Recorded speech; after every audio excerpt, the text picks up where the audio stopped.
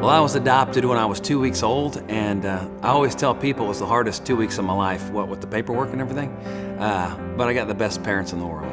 When I was young, I was looking through my baby book, and my mom told me I was adopted, and I was like, well, what does that mean? And she said, well, it means we got to go to the hospital and pick you out special. She told me my brother and my sister were biological, and that's just, who God gave them. And so even today, I love to remind my brother and sister that, hey, Mom and Dad picked me out special, they just got stuck with you. I've never had the chance to meet my birth mom, but if I had, I would let her know what a hero she is to me, because she made the biggest decision of my life, and that was the decision to give me life. And I'll always be grateful for that. I started doing benefit concerts for adoption agencies and crisis pregnancy centers. And a lady stopped me and she said, hey, have you ever met your birth mom? And I said, no, I hadn't. It was just probably out of convenience that I was given up for adoption. And she said, when a young girl is pregnant and she's scared and she's confused, but she chooses to carry you for 9 months, that's not out of convenience for her. The hardest of all, to hold you in the hospital room, and she wants to give you the best life she possibly can, but she realizes she's not able to do that. But she knows that there's a family out there that wants to adopt, that can give you that life.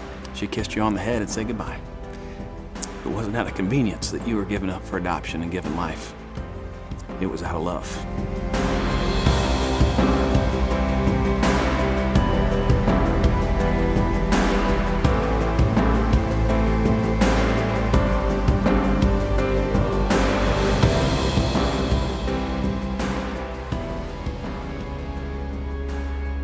I realize there's women, just like my birth mom, who have literally nowhere to turn to make a decision. And they're scared and they're confused. And there are people on the front line who are speaking love and truth into these women and helping them make a positive decision. And even before I was born, these folks were a champion for me.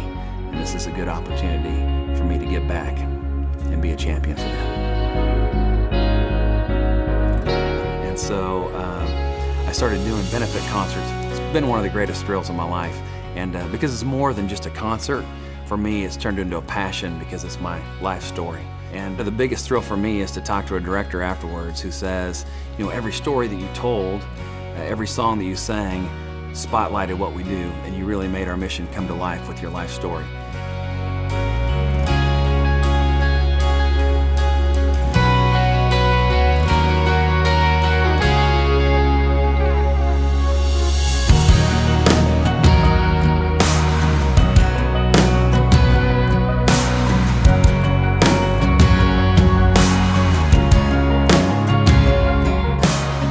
My mom and dad adopted me. They didn't come to the hospital and stop at the door and say, hey, before we adopt him, we want to know how he's going to do in school. Is he going to have a great GPA? Is he going to, be able to throw a fastball 90 miles an hour? They just walked in and said, we're in. And so when I do these benefit concerts for a crisis pregnancy center or adoption agency, my goal at the end of the night is having the folks who have come to support that organization on their feet with their hands out saying, financially and prayerfully, we're in. Because one of the biggest parts of my life was just to have somebody step into that gap.